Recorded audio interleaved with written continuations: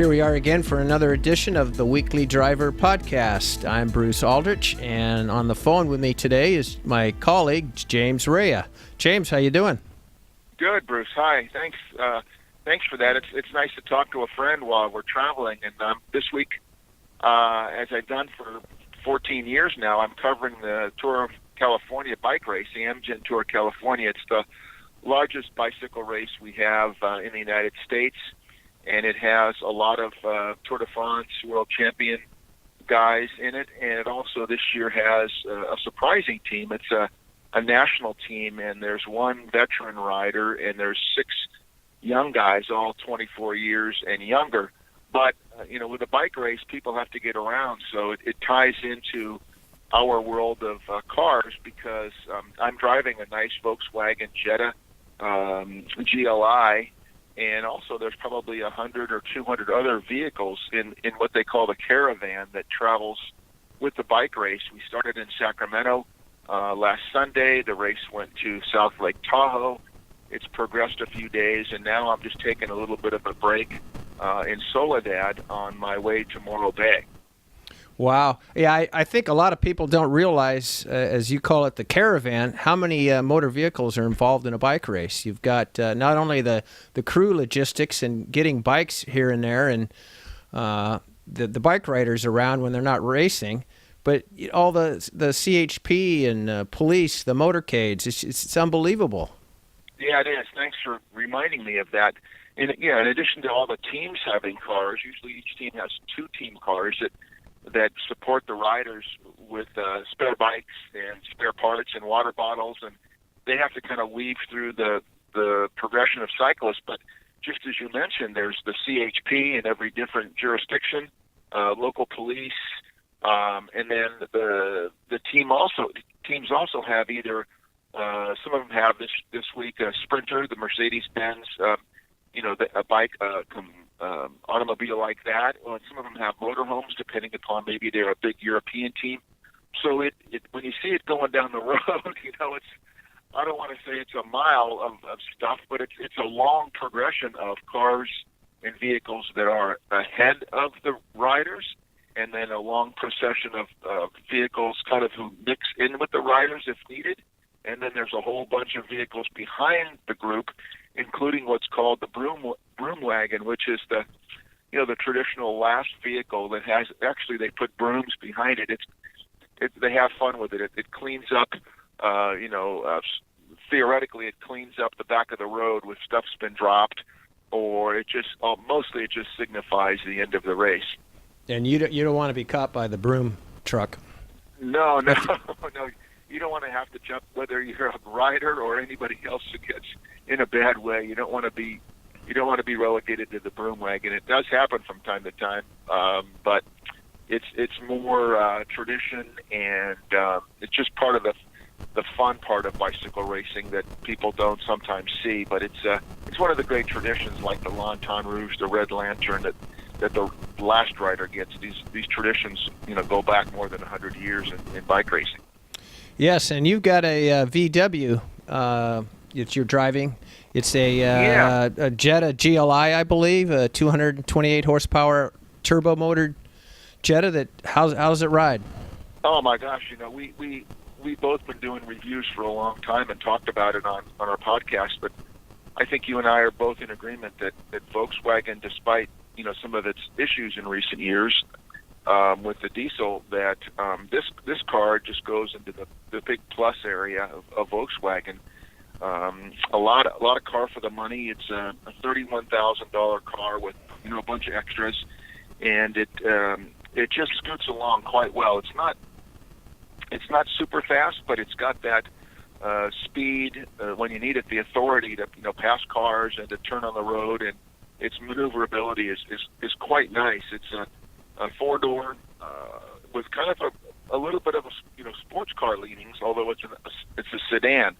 I've driven about 600 miles so far in the bike race, a little bit less than 600. And one of the surprising things is that the EPA estimates on this car are 25 in the city and 32 on the highway. When I filled up yesterday, early evening, I noticed that so far on the trip I've averaged 37 miles per gallon. So it's gotten 5 miles more than its highway estimate, and just under 10 miles more than its combined estimate. So that's a big plus. Are you putting premium in it, you cheapskate, or are you putting regular? I put regular in so far. I think the first fill up was premium. When I get the cars from the manufacturer liaison companies, but I just used 87, and I've had no problems. We began the race in Sacramento, and I drove up to South Lake Tahoe, and because having a residence part time up in that area in Truckee, that you've got to kind of scoot around some of those mountain roads, and it takes horsepower to go up those babies. It takes horsepower, and you got to be on your game a little bit. And there was some water coming off the side of the mountain a little bit. There's still plenty of snow, and I felt very confident in this car. Sometimes passing a slower vehicle, or just making my way up to about 7,000 feet, I guess. I just felt really good. The car grips the road. It's got one of those flat steering wheels at the bottom, that they're kind of cool to have. And it just shifts through gears just very smoothly, and a big plus for this car, other than the fact that I mentioned it isn't equipped with a navigation system. So I've been using my directional map on my iPhone, which connects quite well to the screen of the car, and the directions are fine, and it's a pretty intuitive system. But it was a little bit of disappointment that there wasn't the navigation system included. But all things considered, major plus on this VW GLI. Huh? Are you indicating that it's manual? No, I'm not. It's a automatic transmission. Okay. The way you're saying you're shifting, I didn't know if you're playing with paddle shifters or a gearbox. It has the paddle shifters, but maybe when we go to Southern California, we get over to Mount Baldy, which is at 10,000 feet. I'll experiment with the paddle shifters, but I haven't so far. No, it's just that smooth automatic transmission where you don't even know sometimes that it's changing gears. I don't know the exact terminology there, but they just seem to, the automatic transmissions, as well as I, they just seem to be so smooth these days that it'll make you buy an automatic transmission, even if you're a person who likes manuals. Okay, I see. So it's smooth shifting, and it seems to be in the right gear at the right time. Exactly. Thank you. You said that much better than I did. Better than I did. So you've got 600 miles under your belt, and what day is this? What, about 4 or 5? And this is day 4, and today we're going to go down to Morro Bay. It's obviously not going to be it doesn't appear to be a very nice day. It's raining here as well, and I've gone into the team areas after each stage, and even though I've been covering bike racing for 35 years now, it's really interesting to see when those cars come in after a stage.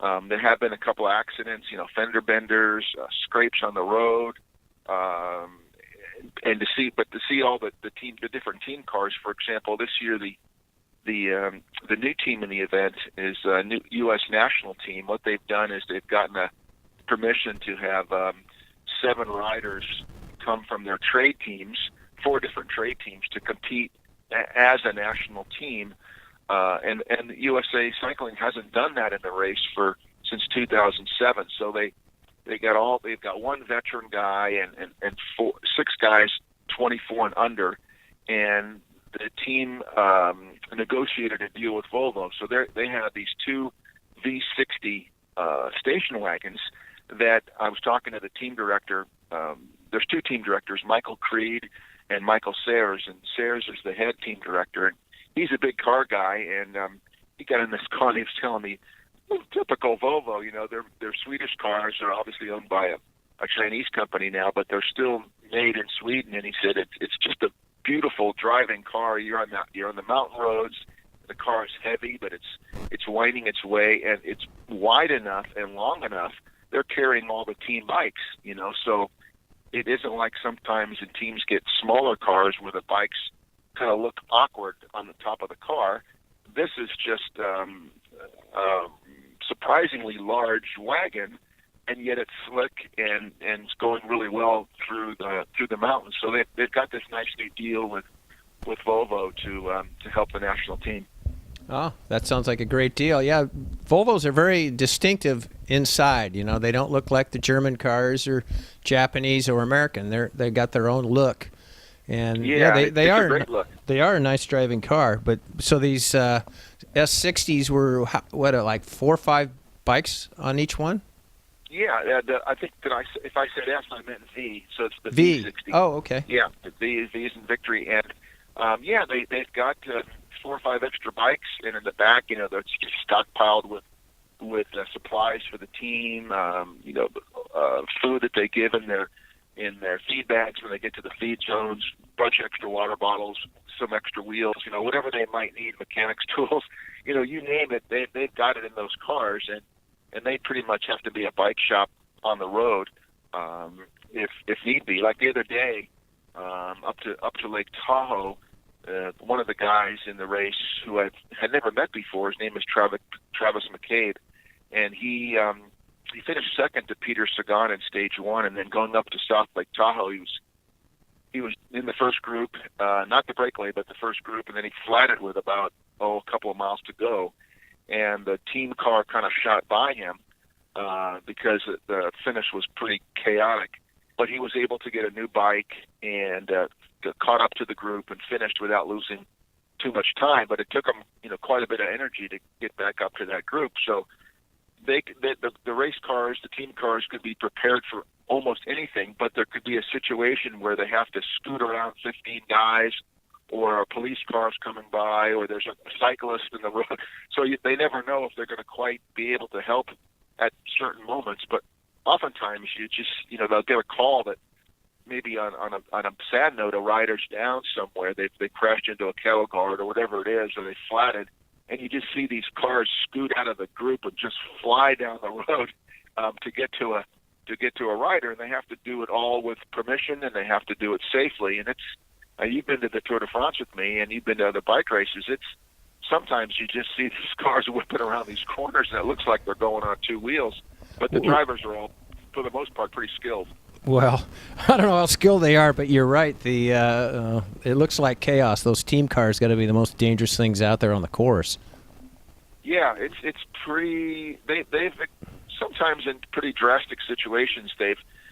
Whether it's a media car who's trying to go along with the race. I don't do that anymore, but there are guys who are in cars that try to follow along, and there's been guys who have had their media stickers pulled, or there's been many accidents through the years, whether it's a motorcycle, the cameramen, the photographers are sitting sometimes on those swivel bikes, and they're back to back with the driver of the bike, and those guys have gone down, and there's been some pretty tragic situations through the years where it's just like it can't get any worse. Guys have gone over cliffs, and a few people have died, or that are spectators in the road. So it takes everything they have to concentrate every day, and sometimes things just go awry. Yeah, I know. I like the candy sponsors who throw out candy as they're driving by at 25, 30 miles an hour. Candy goes all over the road, and then guess what? There's another, maybe a police car or whatever right behind, and it's sometimes tragic results from that. Yeah, we used to call that the caravan of crap, because they would throw these what they call trinkets, whether it's candy or some sponsor's little toy or whatever it might be.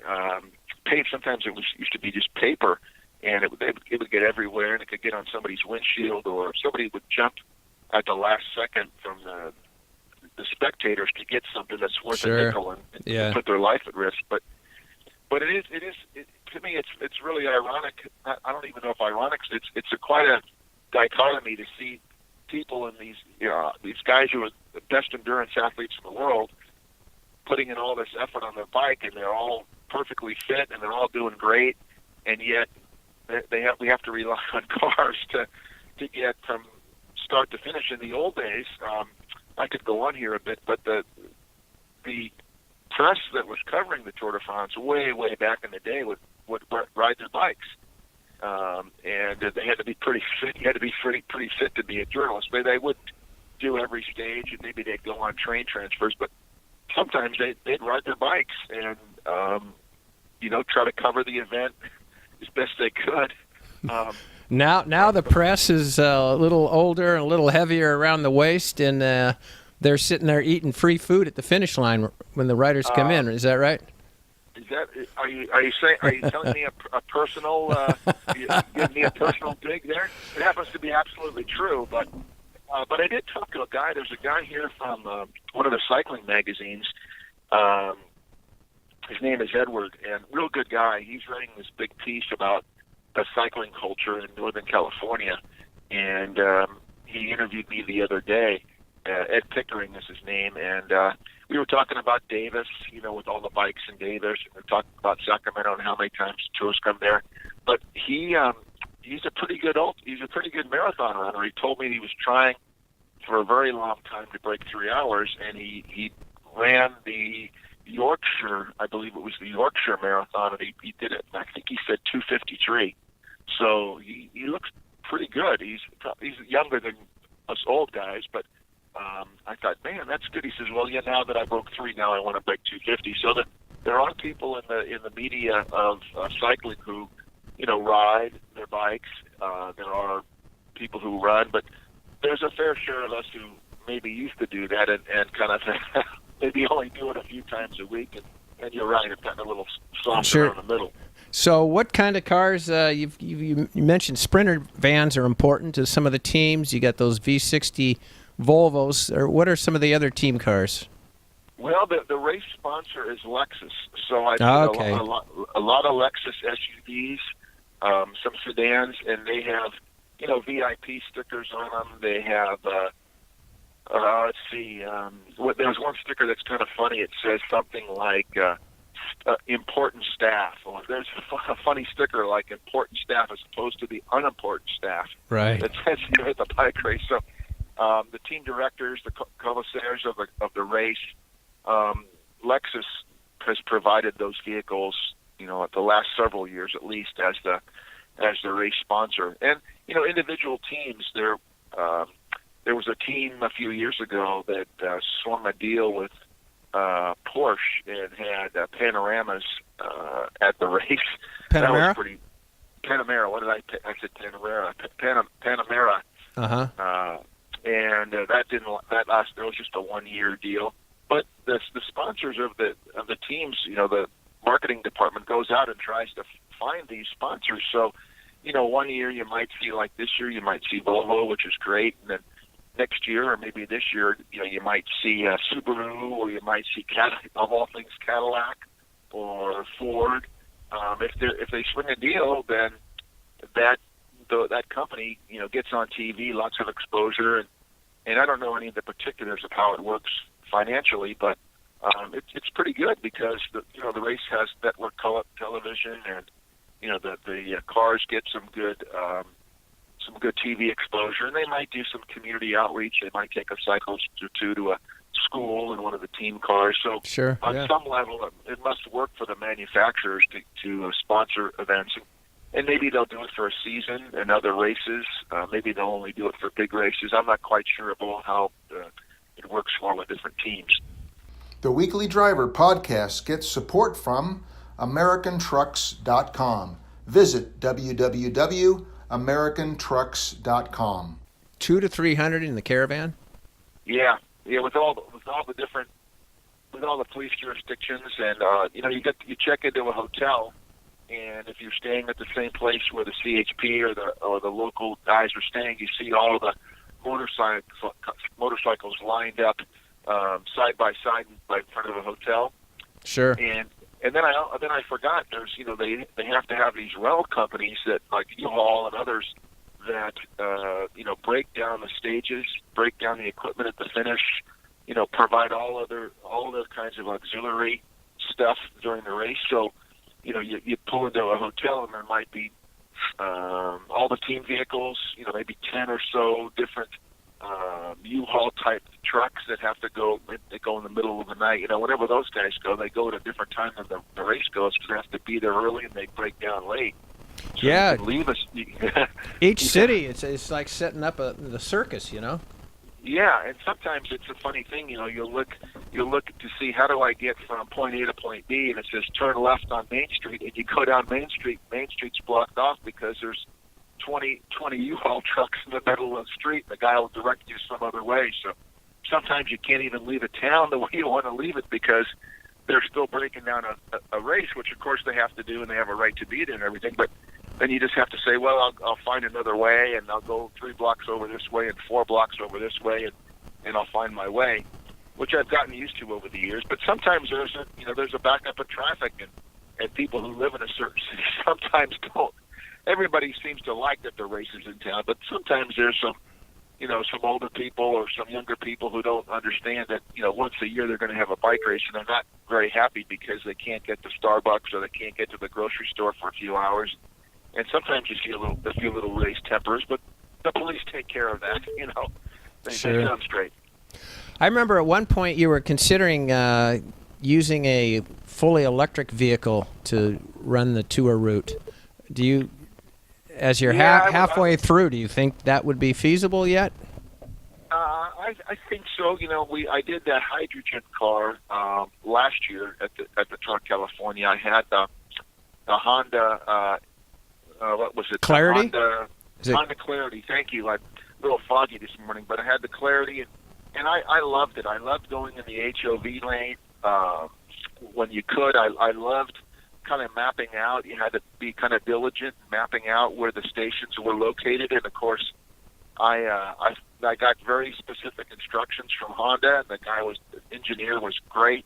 And of course, I ran out of hydrogen. I didn't take his advice one day, and as it turned out, it was part of the experience. Honda has a program where if you do run out, they'll come get you and they'll tow you to the next hydrogen station. And I experienced that. I had to wait a few hours.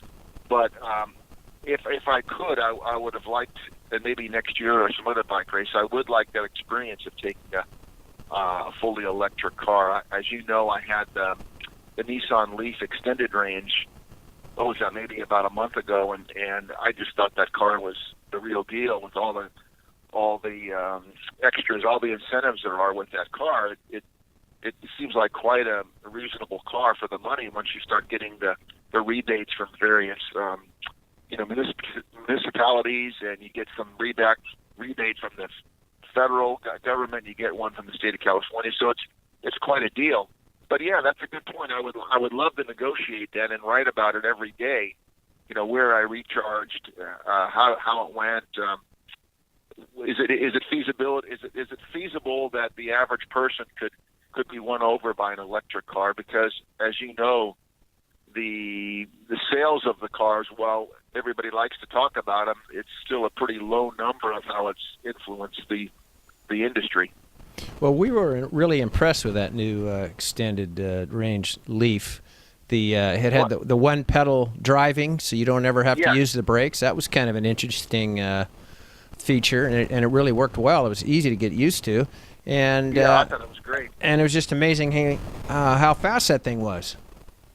Wasn't that something, Bruce? It was. I think it was like 5 seconds, right? 5.1 seconds from 0 to 60, something like that, and. Boy, it was comfortable. The Leaf is comfortable. It looks kind of small, but it's like other cars. They have these engineers who make the interiors somehow bigger than they seem to be from the outside. Yes, and the car looks decent now. Finally, too. You don't look like you're driving in some kind of a science experiment. It looks like a they're not, traditional car. They're not moon vehicles. Remember those early? No. That's what I call them, moon vehicles. No, it looks pretty sharp, and a lot of people commented on that car. A lot of people have commented on the car that I have this week, the Jetta. It has a nice look to it. The design is nice. It has that the exact color of it's pretty cool. It's called pure gray, and it looks like that kind of those flat finishes that you see sometimes on cars that look pretty cool. So it's turned a couple of heads on the road. I have been in a couple of tight spots, where you're on a freeway entrance and you see an 18-wheeler coming, and you think, well, I could slow down and get behind this 18-wheeler, or I could, punch it a little bit. And I've done that a few times, and it's like, oh boy, that was fun. I could, with the turbocharger, there's very little lag, and you could punch it pretty good and get ahead of people. Sometimes I'm more hesitant as a driver as I get older, but this trip I've taken a couple of, not that it was unsafe, but I've been more aggressive than I sometimes am when I'm driving. Well, when in doubt, put the throttle down. That's right. Well, going back to the Volvos, they did have one of the Volvos got in a little bit of an accident the other day. There was no injuries. It was minor. They scraped something, or a vehicle hit. I'm not sure of the circumstances, but despite it getting in an accident, it showed that those cars weigh a ton in a good way. They're very solid, and the car's fine, and everybody else who was in the car is fine, and the other people in the other vehicle were fine. But that's bike racing. If you come through a bike race in a vehicle and it hasn't been scraped or been in some other situation that was a little bit gnarly, consider yourself fortunate, because they have to go on mountain roads. You're at high speed. Sometimes you're at slow speed. You're darting in and out of bicycles, and it can be a little precarious sometimes. Sure, no doubt. So what do you expect is going to happen in the next 3-4 days on the tour? Are you going to scrape your GLI up? No, I'm going to be safe, and I'm going to be a 64-year-old driver and do the right thing. And I'm not going to. I don't follow the race like I used to. I don't get in the mix with the cyclists. They have very good television coverage, closed circuit, and then it's on NBC. So they have this thing called the Tour Tracker, which gives you more information than you could ever get if you follow the riders. And then the NBC telecast is on. I think it's for the last 2 or 3 hours of each stage on MSNBC, and then NBC on the weekends. So I don't get in the mix of the caravan anymore, just because I've done it, and it's great, but I don't have to do it anymore. The race itself, we're going into Southern California. We're on Monterey Peninsula today, over to Morro Bay, and then we venture on down, and there's the mother stage, the Queen stage, which is to Mount Baldy. And that's a pretty famous ride that people know about, and the last climb is pretty much like a major Tour de France climb into the Alps or the Pyrenees. It's an infamous climb. So the guys who are toward the top of the standings, when they get there, will likely be the same guys who will be at the top of the stand. There'll be no surprises. It'll be a battle of the guys who are going to win the overall bike race. Some of the surprises, Mark Cavendish is a guy from Great Britain who's been around forever, 150 or so victories in his career, and he's been at the back of the pack. He announced that he was completely healthy from his Epstein-Barr circumstances, but it doesn't appear that way. He's been way at the back with a teammate. Bernard Eisel has fallen back to try to help him get through some of the mountains we've had so far. Peter Sagan, won the stage to Sacramento, but he's kind of fallen back in the general classification as a guy who's, he's not here on vacation per se. He's riding his bike real hard, but he hasn't made it a priority to win the race like he did a few years ago. But I think the story of the whole race are these young Americans. We've had, 3 stages and 3 different guys in a long break each of the days, and they've fallen back as the race has gotten closer to the finish. But they're riding their bikes pretty much a few miles one way or the other, 130 miles a day. And I went to the team area after stage yesterday and then stage before, and there was a couple of guys leaning back in their chairs, and one of the young guys, 21 years old, looked at the other and said, "I've never done that before." Wow, Here they are that's in the crazy. pro race, and they're pretty wiped out. But one thing as I get older, I've really appreciated is you go up to these guys, and they don't know me from anybody, and I introduce myself, and they're poised, they're well spoken. They don't speak in cliches like some of the athletes do in mainstream sports. They're happy to meet you, at least it appears that way, and they have something to say. They're young guys, with the exception of Travis McCabe, who's been around for quite a while. But these young guys are in the biggest race of their life, and they're competing against the best pros, many of the best pros in the world. And I've asked them a few times, is there some sort of intimidation factor? And they've all said yes, except for then the bike race starts and you can't really worry about it. He said, one guy said, yeah, all of a sudden I'm looking and I'm riding my bike. I'm in the same bike race as Peter Sagan, but then I say, well, I'm not going to back down because it happens to be that guy. I've got to ride my bike too, and I'm going for it. And so despite knowing who those guys are, it would be, like when a Major League Baseball player jumps up from AAA to the NBA or the big leagues, yep. All that stuff. I hate to mix sports up like that, but these guys are in some cases they're almost half the age of the guys they're riding against who been around the world many times, and these guys so far are holding their own. Yeah, that's good to hear. Hope they do well. Well, does that kind of wrap it up from your car and driving aspect of the tour? Yeah. Well, great, Bruce. It's a blast to be on the open road.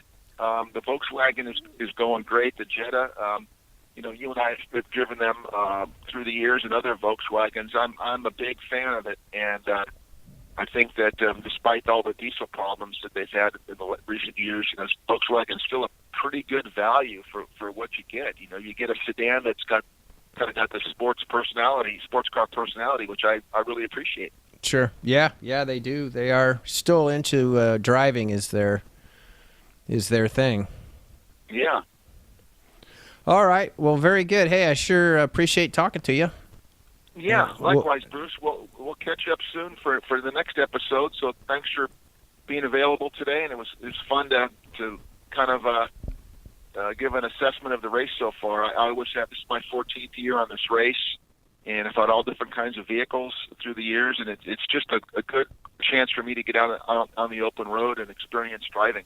Great. Oh, good to hear. I'll see you back in our kitchen next week, huh? For the next edition.